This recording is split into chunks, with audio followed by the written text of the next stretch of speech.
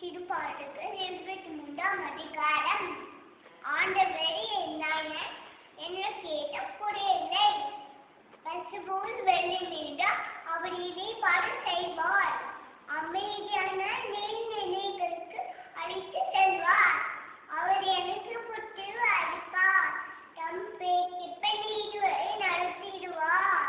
மேலும் சாகும் இது சொல் பள்ளத்தாக்கி நான் வருகின்றால் என்னோட நீ என்னோட இருப்பதா எட்டு இங்கே இருக்கும் நந்திதி போதும் எதிர்களும் என்னை கேட்டும் என்னுடைய எதிர்களில் என் முன்னே எனக்கு ஏற்பாட செய்கின்றேன்.